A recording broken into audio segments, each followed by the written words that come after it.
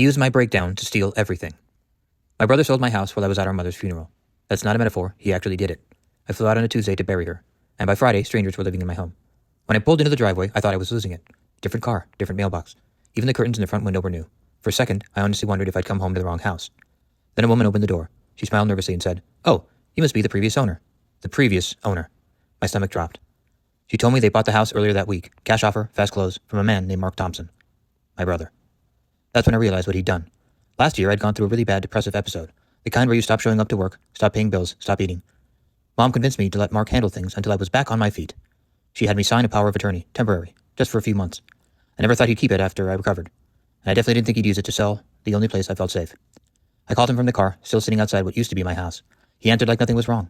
"Hey man, how was the funeral?" I said, "Mark, you sold my house." He paused for a second, then said, "You weren't using it. I figured you'd thank me later."